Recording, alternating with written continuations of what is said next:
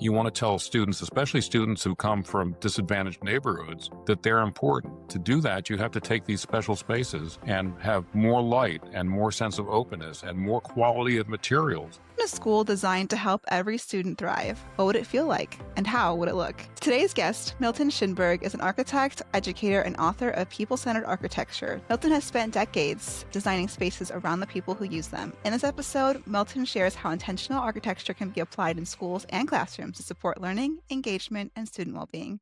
Welcome, Milton. Hi, nice to meet you, Annie. It's so good to have you here. Your philosophy of architecture is quite unique in that you believe that architecture should really serve the people who are in it. For teachers, what does this mean? How do schools become not just a backdrop, but a partner in learning? Well, I think if I share a story with you that came from the very first school I designed, it probably would give you a pretty good answer to your question. This Yes, was a please. school, it was a high school for highly distractible students who had actually been tossed out of traditional public schools. And two legal defense lawyers who were tired of just taking these kids back and forth through the court said, we need a different kind of school. So already there was something new. And I met them. And then I met with some of the teachers. And what I learned from the teachers in that project changed everything I designed in schools and other kinds of projects from that point going forward. And that was 30 years ago. So what happened was this: one of the teachers, when I'd watched the class and seen how distractible these kids were and how short their attention span was at a teaching table. They would get up and they didn't know where to go. They didn't know what to do. The teacher would be worried about where they were going to go. One of the teachers said very offhandedly, I wish this building that we were going to renovate had bay windows. Well, that's a nice thought. It's very sort of a romantic part of architecture to have bay windows, but what's that got to do with anything? Turns out it had a lot to do with it, but he didn't know exactly how at that moment, and neither did I, so we pursued it for about 20 minutes. It turns out that this teacher thought a bay window is a place where you could be in the room, but not in the room at the same time.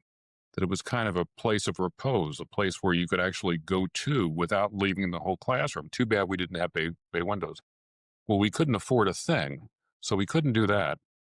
What occurred to me in a flash was, let's take the lights. You always have rows of lights in classrooms. Just turn them 45 degrees and just think about the geometry of that. When you turn the lines of the lights, you end up with triangles in the corners that don't have those lights.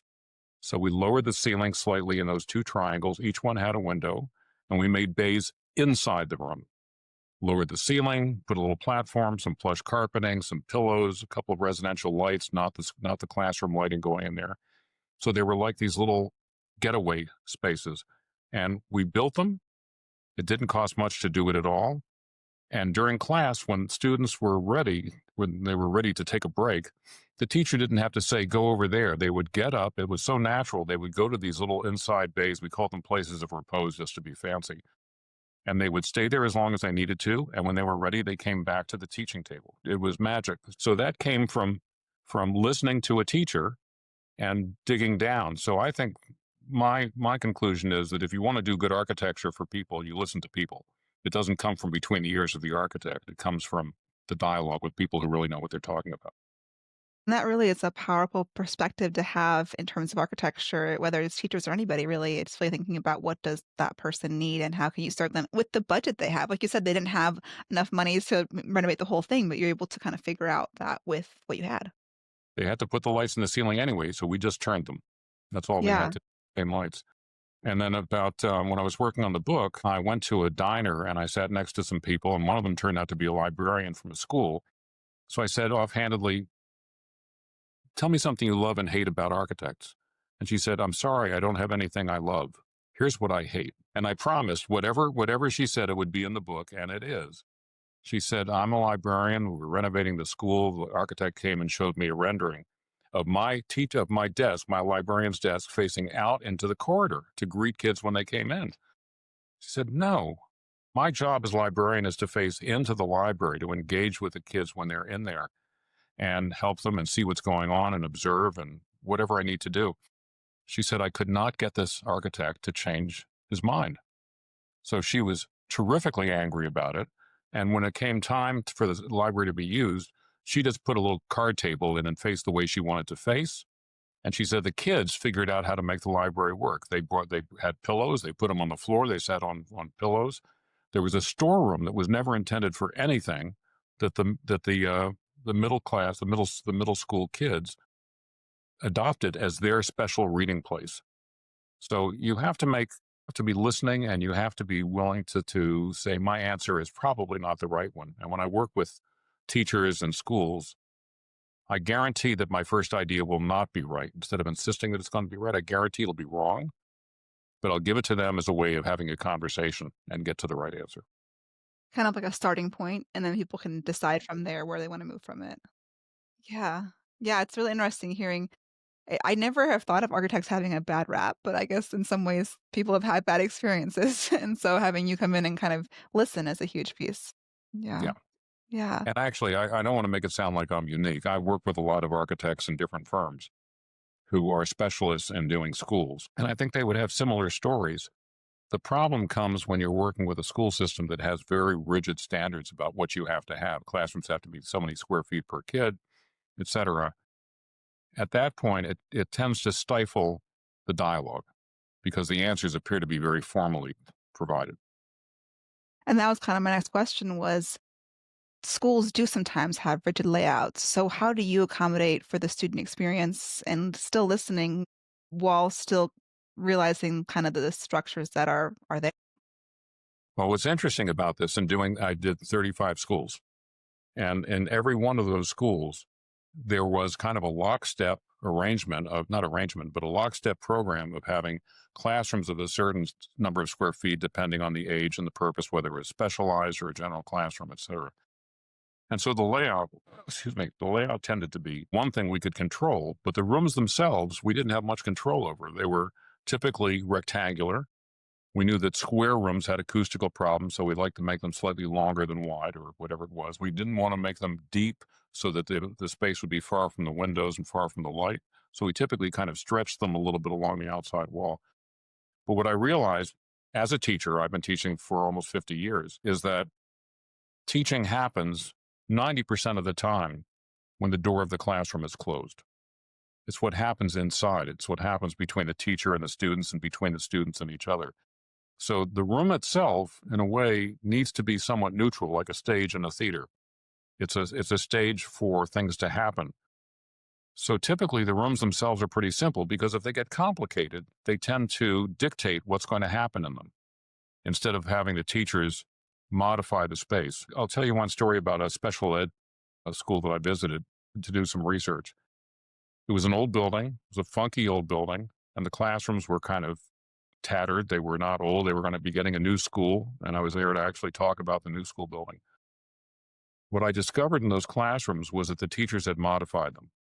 They didn't modify where the walls were.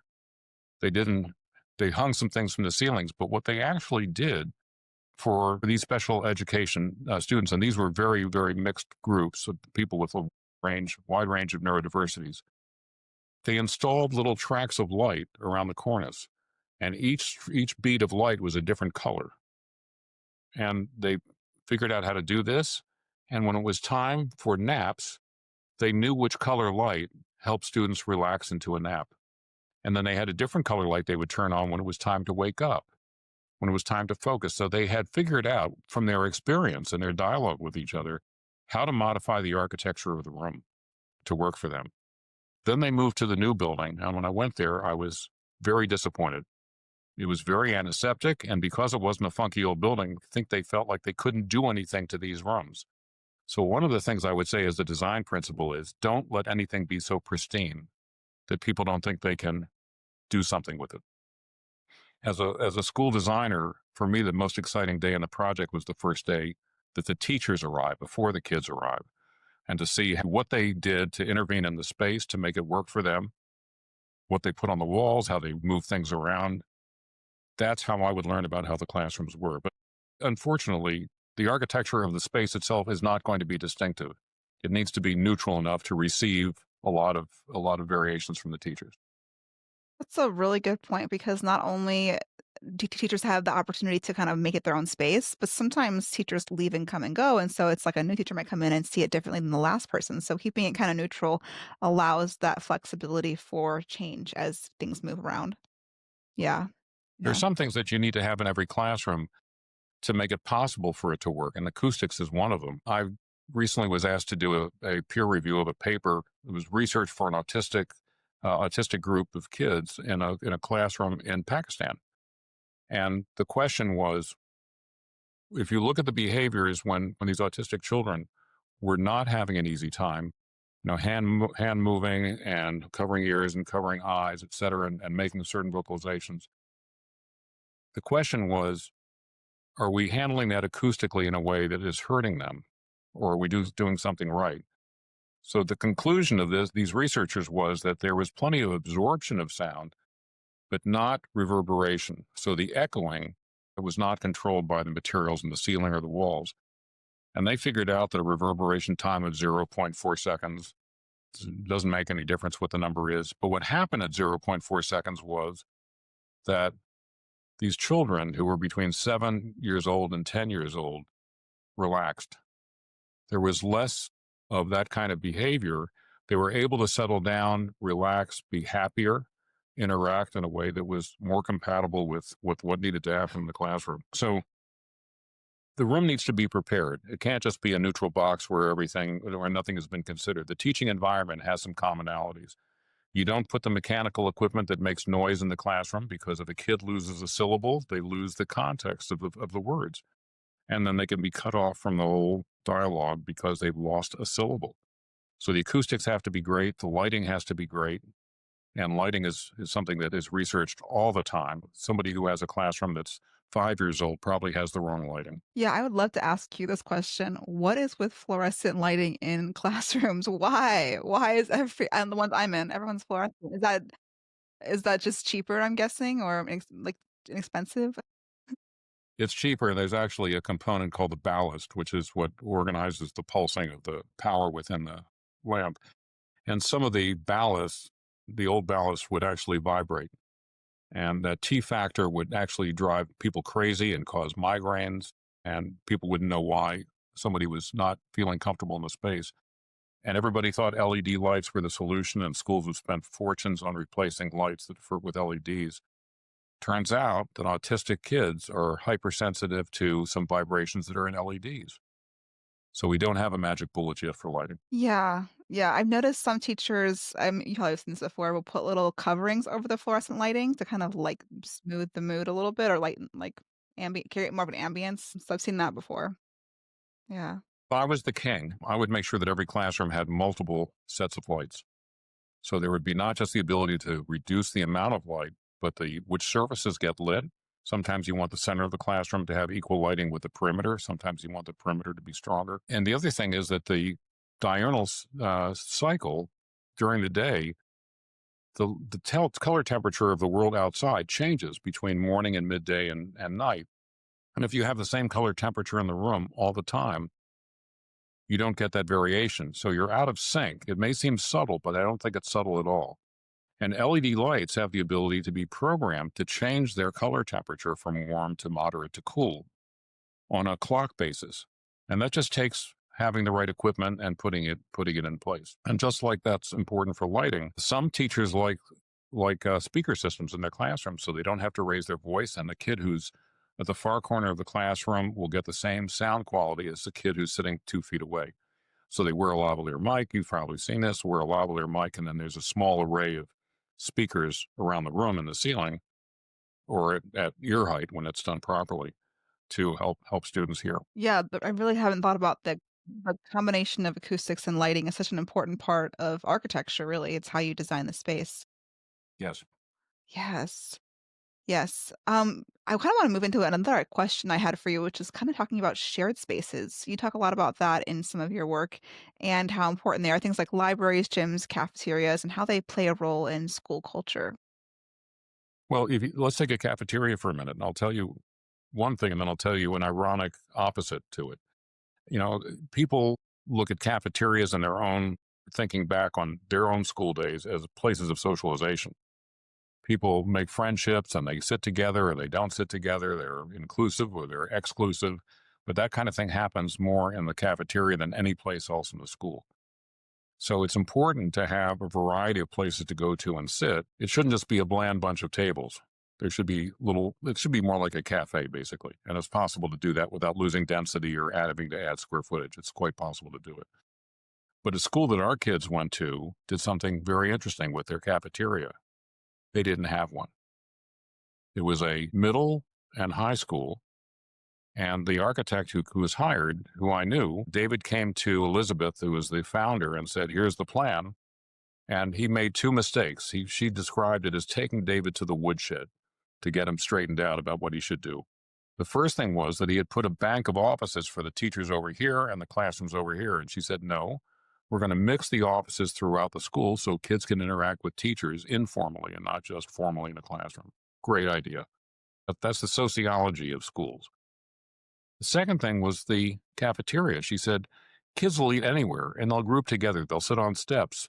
They'll use the locker room. They'll use the library. She said, any place you want to take your lunch is okay.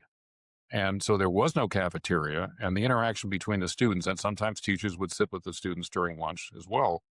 The interactions were more shaped by the individuals than sitting in a row of table, which is what the kind of scene you see in prison movies, the cafeteria, rows of tables and people sitting in chairs.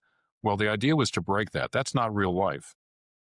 And Elizabeth, the founder's notion was very, very thoughtful. And that's the kind of person I like to talk to. It may not be the answer for every school. I'm sure it's not the answer for most schools. But to think outside the box like that is really helpful. And other shared spaces are magic. If you want to set the tone, you want to tell students, especially students who come from disadvantaged neighborhoods, that they're important. To do that, you have to take these special spaces and have more light and more sense of openness and more quality of materials.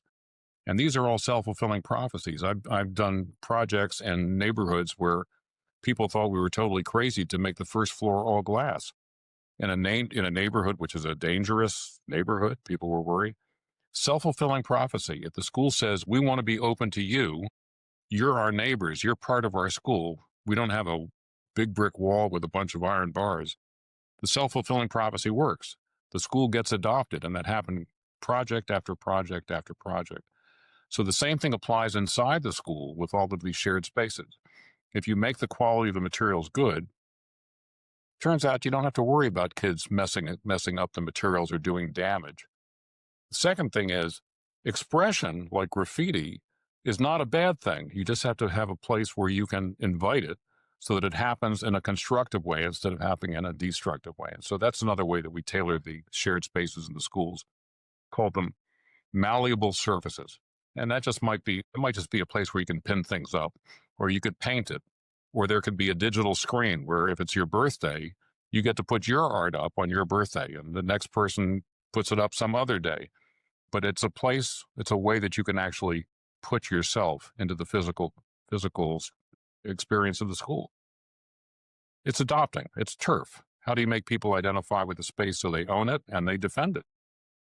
Yeah, so much to unpack there, I think, with the idea of giving ownership to the space, something we do in our classrooms individually, but creating that more on a school-wide is such a powerful thing. And then also, like you said, giving students beautiful materials and seeing them be responsible in the school setting is really incredible thought. Yeah. Trust engenders trust. Yeah. Yeah. That's a bigger The quality of materials is respect. It's yeah. saying I respect you. And sometimes budgets make it hard to do, but there are ways to make buildings cheap in some areas and create pools of money to spend in other ways. It takes some cleverness to do it, but it's doable. Yeah. Yeah, and you have experience to kind of, as you said, with those different things. I'm kind of curious, kind of we talked about shared spaces a little bit. I'm thinking about like if you could build a school from scratch, like a dream school, maybe no budget, just do whatever you want. What elements would you be feeling like is essential? I want to have these few things. I'd be like 100%. I want to add this to this school to make it great. I think the classrooms are not the problem. You're right. You were focusing on the shared spaces, and I think that's right. What I would want to do is to make the whole school a maker space, which means that students could be encouraged to build things that suit the way they want to get together. So they could make tables and they could make chairs and those could become theirs. And they're not hard to build. And then you could say, what do you want to put on this wall? Well, somebody might say, I like green things, so I'm going to have plants growing up this wall and we'll figure out a way to water them and they'll start to solve the problems. And that means that now they're creating a community. So if I was starting from scratch, I would want to make a lot of the spaces more malleable. I would want the kids to have a way to take ownership and take control of the spaces. And the other thing I'd want to do is I want to make a kind of partnering space, a space that is not the teacher's room and not the student's room, but the school community's room, where teachers can get together and not in a programmed way. I know teachers are very busy. I understand that this is not easy to do in terms of time and schedule, but maybe just dropping in from time to time in a space that is not defined as just the teachers and defined as not just the student space, but is a school space where people can do what learning is supposed to be about, which is exchanging ideas. I love that idea of kind of creating these spaces for things to happen and keeping it, like you said, more malleable, where it's not just it's like in stone. It's more opportunities to create as you're kind of going along, seeing where people tend to gather naturally and where they want to sit and eat and all those things. One of the Yeah. things that architects talk about sometime is the way people create paths. If you look at grass areas and there's a sidewalk over here and it goes this way, but the grass is worn out over here because that's the natural path.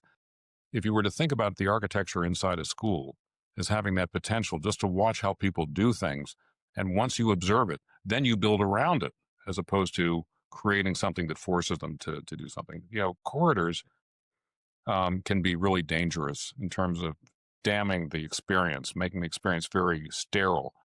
So if you think about the corridor as a place not to pass through, but a place to hang out, it's a very different conception of what you would do in those spaces. So I like to ask people, I have a bank of lockers. Sure, you have to have a bank of lockers, but how about a couple of little mini living rooms along that corridor? And how about a time of day when it's okay for kids to be trusted to leave the classroom and talk to each other about a project and then come back in so that the corridor becomes occupied and live and not just dead between the bell ringing. Really creating life in those hallways is a very interesting idea. Yeah, I'd never seen that done actually, I don't think. So that's an interesting thing. Yeah, so interesting. We've done it. One of the things you do is for efficiency, the corridors tend to be straight, but you can widen them a little bit, like an eddy in the stream, and you make little islands along the way. And you don't do it a lot. It doesn't take a lot of square footage. You do it strategically, one here and then over there you do something else. Another thing we did in a school that had elementary, middle, and high school. So there's a lot of kids who needed a sense of turf. Aside from using different floors for different people, we developed different color palettes. So it was thematic. So you knew where you were by the color of the flooring or the color of the walls. So it started to have a character that matched up with your identification. Yeah, I love that. I think as we're moving more to the modern era, we're using color more. I feel like I'm a millennial, so I feel like we had the millennial gray where everything was gray and white, and now people are like, let's have a little color. I think with schools too, it's so nice to see a little bit of color. Especially, I noticed certain schools will do like their school color, maybe like kind of integrated into it as well, kind of just giving it character. Yeah. Absolutely. Color is a funny thing because it seems like it's very personal and different people have very different relationships with color, but I use it more musically. So there's a kind of contrast in music between, for instance, soft and loud. And if you think about color, forget which color it is, just think about the intensity of the color.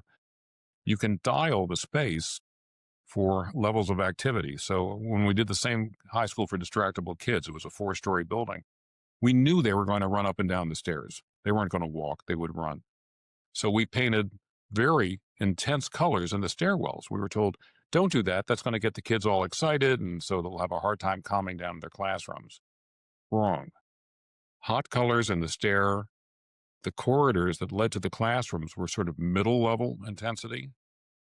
And the classrooms themselves were very calm colors.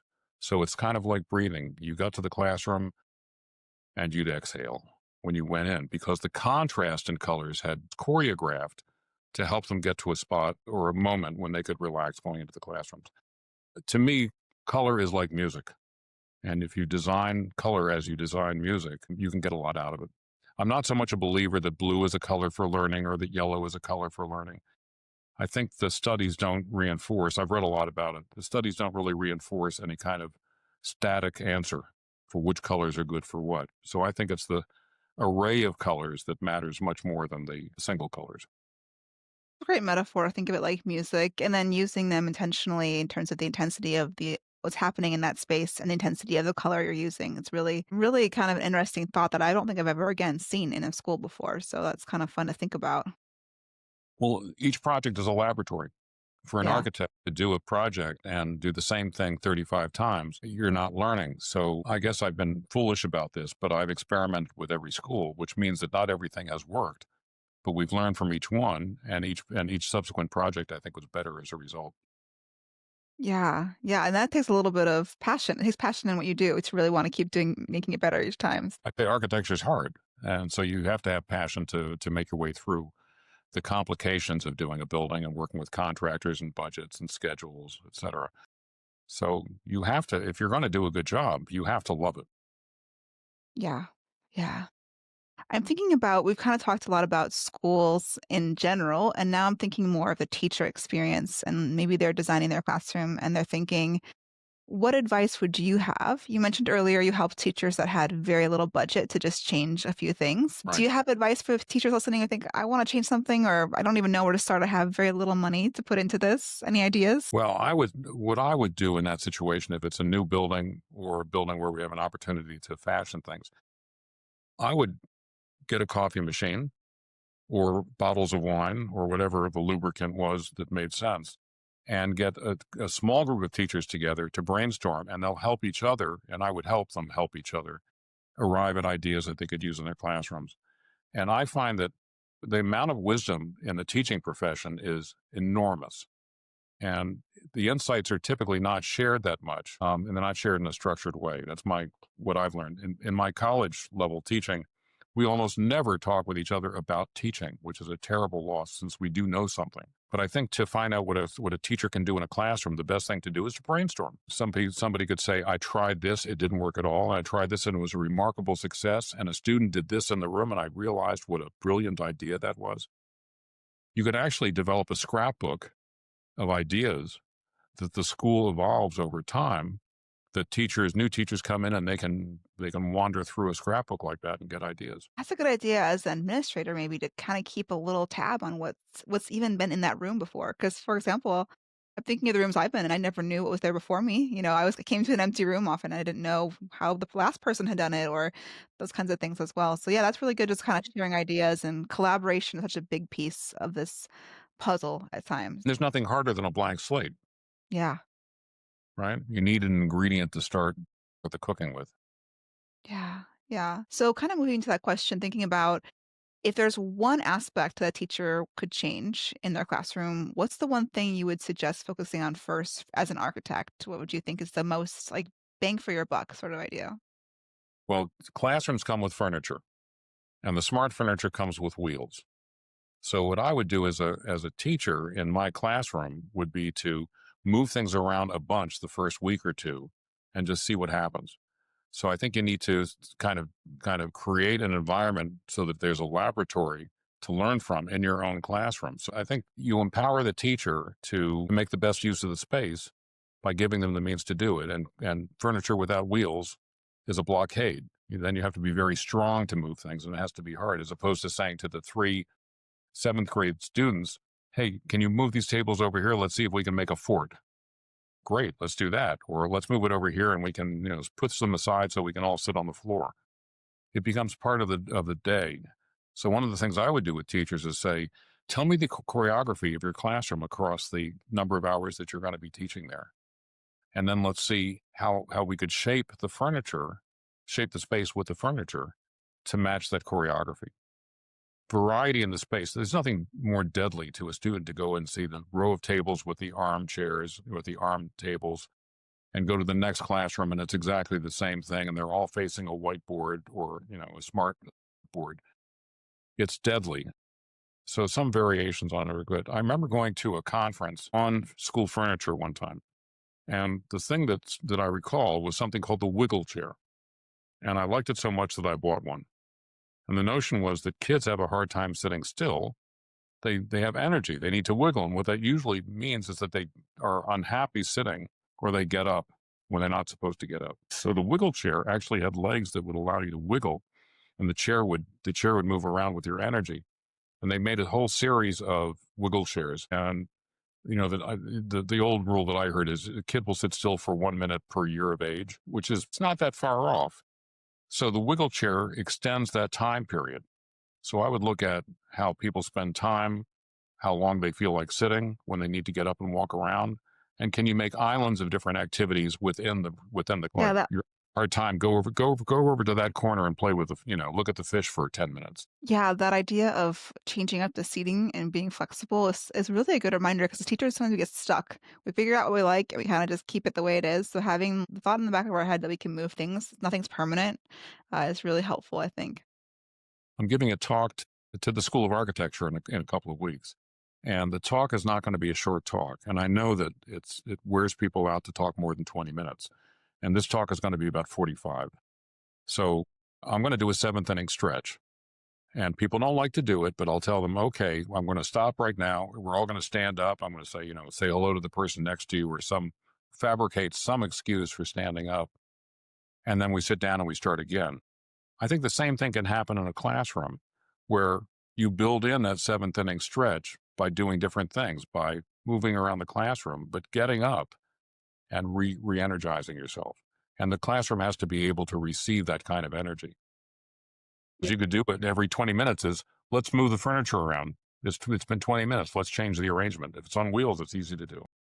Yeah, have the students move it, have them get it going and, get their body moving, get the blood going. Yeah, that's a really good reminder. Kind of thinking into the future, what lessons from people-centered architecture do you hope inspire schools in the future as more schools are being built in the next, decade or so? Well, the title of the book, People Centered, notice it's not human centered, it's not human centric, it's not neurocentric, it's none of those things. People centered means that whether it's schools or seniors housing or whatever it is, or well, you can just name any kind of function. People centered means that you start with people. So in the case of schools, I think what it means is that every time you do a school, or even in between doing projects, there's a constant deep dive of research. Because you're asking me a question, my answer would be, I don't have an answer, but I have a process. And my process would be to continue to accumulate knowledge and hopefully some wisdom.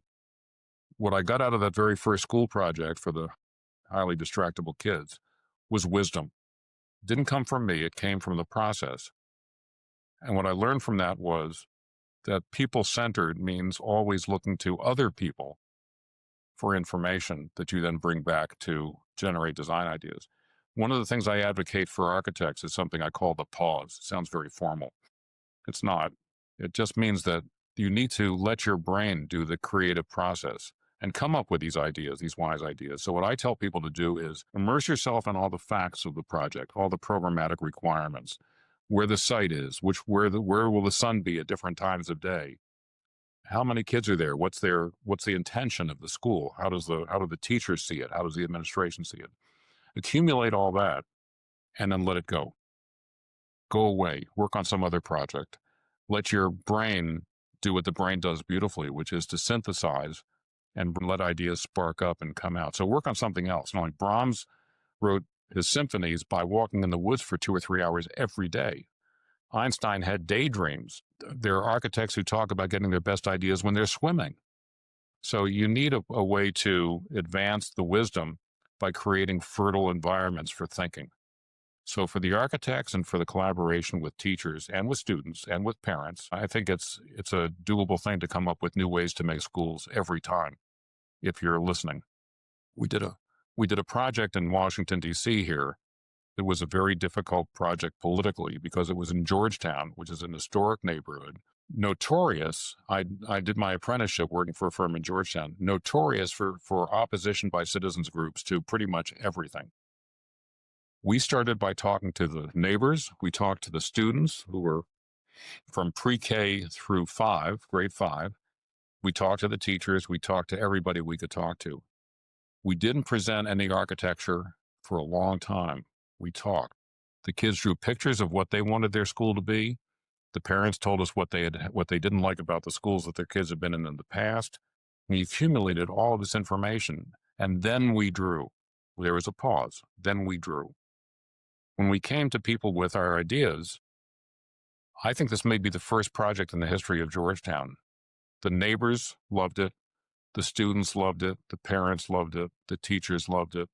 And the government, as a result, had to say yes to our ideas.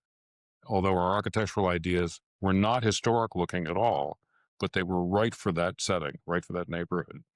And because everybody was an ally of the project, we had 100%, we had 200% support because we had listened at the beginning and they knew we cared. So when I do projects like this, we usually start with something called a charrette. I don't know if you're familiar with that term, but No, no. it's just an intense period of cooperation and interaction for information gathering. It's called pre-design or programming, and you meet with people. So when we do charrettes, I have two things that I guarantee. I'll tell them the first thing is that we'll get it wrong. Whatever we take away, we won't understand completely what you've told us. We're going to get it wrong, so we're going to feed it back to you, and then you'll correct us. The second thing I promise them is when we do come back with a design after a couple of rounds of getting it wrong, you will see yourself in the design.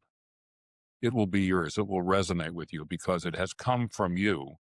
We have interpreted, we've transformed, but we haven't made up something that's foreign. It hasn't come from a different universe. That's part of the relationship, the design relationship. Yeah, and that's a really great example of how that process has been successful for you, and I can see how that would be great for the future as well. I mean, thinking about schools and really every school is so unique. And so like you said, you can't just give a one answer for everything. You have to say the process of listening is really what you're talking about when it comes to people-centered architecture. Yeah. You Yeah. could write another book called Site Centered Architecture. So, a flat site is a very different experience for opportunities than a steep slope site, and the weather. And the other factor is biophilia. The research indicates now very strongly that people who see outside, and teachers used to tell us, kids will be distracted by having views outside. And then the research was done, and it turned out that if you have a certain amount of glass, which is a liberal amount of glass, test scores go up. Remarkable. This is actually a California school system research that was done over many schools and many students. So seeing the outside world, being connected to it, and having green things in the building, plants in the building, plant walls. We've done green walls in buildings. Not just oxygenates the air and makes it fresher. People connect with nature that way. It seems like common sense, but it hasn't been in schools very much. But now it's becoming part of the organic component for schools. I actually am in the Pacific Northwest, and I am so lucky because every classroom I've had has had a big tree outside of it, and I just feel so incredibly grateful every time I just look at that tree. I've had cherry trees, I've had just all kinds of trees outside my windows at school, and it is so peaceful to just look out every so often and just feel like, okay, there's a world out there. There's like a beautiful, wonderful world there. So And you yeah. occasionally see a bird. Oh yeah, bees, all kinds of things, yeah, all kinds of stuff. So. Thank you so much for sharing so much, Milton. Are there any last final thoughts that you want to cover that we haven't yet covered in this discussion for teachers? I'll just say that I have, as the brother of two teachers, as a teacher, as the father of a teacher, I have great respect for this wonderful, wonderful profession. And I think that architects miss out when we don't listen to our clients. So I would say my takeaway from my career is what I would give you as the takeaway from this conversation. And that is listening is the most honorable thing you can do if you're trying to gain wisdom from people who have a noble profession, which you do. Thank you so much. That means so much to us listening, and our listeners here, they're going to love hearing that from you. So thank you. I have some fun questions before we ask where they can find you. We always like to do some fun questions just to kind of get the audience to know you better. The first question here is your favorite teacher lunch. My favorite teacher lunch is to have lunch in the first place. So, see, my teaching is a little bit different than your teaching. I don't have a lunch break. I typically teach one course in the afternoon or a course in the evening, and I do that 2 to 3 times a week at the university. So I don't have that situation. But for me, what I like to do is to teach in the evening and get together with colleagues and sometimes with students to go down the street to the local pub and get together for a snack or for dinner before we get together, before we go out. So it's not the what, it's the who and the when for me. Yeah, I'm Yes. not in the same situation where you get 25 minutes to grab something and eat and then get back to work. Yes. Well, it's always nice to have a chance to connect with people too. So that's awesome. Right. So I'm in a better situation in terms of that. Yeah, yeah. Next fun question here is your best behavior management tip. I don't know if you had that much in college, but just kind of curious if you have anything. I mean, for student behavior, Yeah, yeah. sure. When I was teaching freshmen, they were exhausted and they would sometimes fall asleep during my lectures. And we had a stepped lecture hall. So I would just walk over to where they were and I would sit down on the step near their chair as they were sleeping. And I would continue my lecture very softly until they woke up. And then we would have an interesting moment for them and for the whole class. So I was never to humiliate anybody. I would just poke fun, and they knew they could poke fun at me too. So behavior management, I'm much more concerned with AI than I am with behavior. Much more concerned with deviating from real learning because there are easier paths. When students are in college, they are overloaded by definition, and so they will tend to go where it's easiest. So I'm not so much worried about classroom behavior. That's not really in the zone that I have to deal with. Although let me go back one step. When I design schools, I like to go back to them and meet with the students after they're in the classroom. And I've done that with 5-year-olds and 6-year-olds up to 12th grade, doing the geometry of architecture, the geometry of Washington, D.C. as a way to do a geometry class. But when I go to the short people, we make up songs about the floor and the columns and the beams and the ducts and the lights, and we sing and we dance around. It's exhausting. I don't know how early childhood teachers do what they do, but for me, 15 minutes of dealing with short people is totally, totally, totally exhausting. So, in terms of classroom behavior, I don't know how they do that. And that's not misbehaving, that's just being 5 or 6 years old. Yeah, those little ones have so much energy. It is definitely those primary teachers out there. You guys are awesome. You're doing great. Um, how about a teacher that made a difference in your life?